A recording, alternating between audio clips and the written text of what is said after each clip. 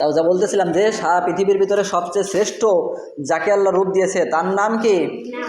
মুহাম্মাদুর রাসূলুল্লাহ সাল্লাল্লাহু আলাইহি ওয়াসাল্লাম।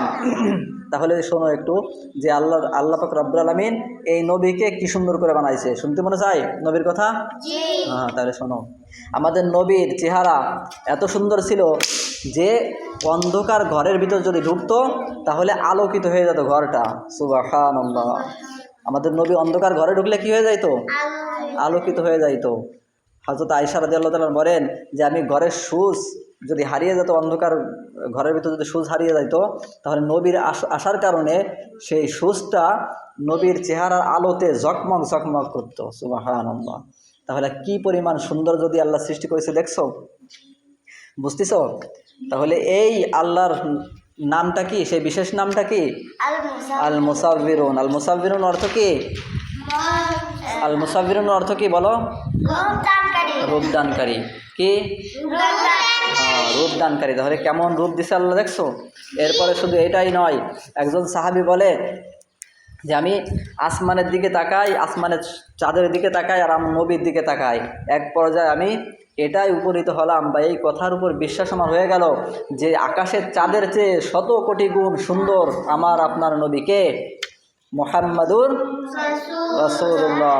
আমার তোমার নবী নাম কি? মুহাম্মাদুর রাসূলুল্লাহ।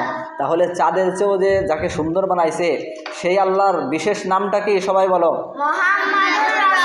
আল্লাহর নাম, আল্লাহর নাম। সেই কি নাম পড়াচ্ছি? আল মুসাব্বিরুন। হ্যাঁ, আল মুসাব্বিরুন মানে কি আবার বলো? রূপদানকারী। তাহলে কেমন রূপদানকারী দেখো যে আল্লাহ সেই নবীকে চাঁদের চেয়েও সুন্দর বানাইছে। কিসের থেকেও? চাঁদের চেয়েও সুন্দর বানাইছে।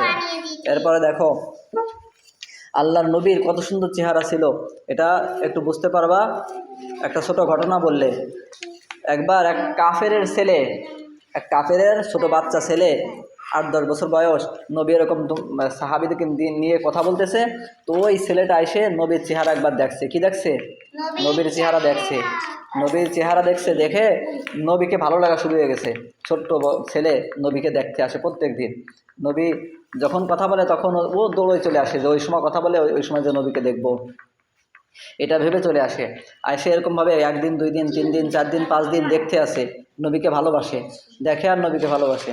এরপরে একদিন হঠাৎ করে দেখে নবী আর নাই। নবী কোথায় যেন গেছে, নবী গেছে যুদ্ধ করতে।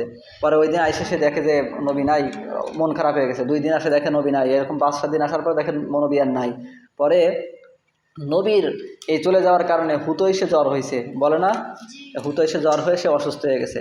এরপর নবী যখন 10-12 দিন পরে আসছে তখন ওই সেই সাহাবী মানে সেই কাফেরের পিতা এসে বলতেছে, নবী আপনাকে আমার ছেলে না দেখার কারণে অসুস্থ হয়ে গেছে, আপনি একটু আসেন আমার ছেলেকে একটু দেখে জানান। পরে সে আমাদের নবী এই কথা শুনে সাথে সাথে সেখানে চলে গেছে। যাই দেখে যে ওই সেই ছোট্ট বাচ্চাটা অসুস্থ হয়ে গেছে। আর নবীকে যখনই দেখছে তখনই কেমন যেন একটা শুকনো বা কী বলে একটা মরা মানুষের ভিতরে কেমন যেন একটা জান চলে আসছে। একটা অসুস্থ দুর্বল মানুষের ভিতরে একটা জান চলে আসছে, ঝাড়া দিয়ে উঠে বসছে। বসে বলে, এ নবী, হে আল্লাহর নবী, আমি আপনাকে এতদিন দেখি নাই বলে আমার মন খারাপ, এত মন খারাপ যে আমি অসুস্থ হয়ে গেছি। কি হয়ে গেছি? অসুস্থ হয়ে গেছি।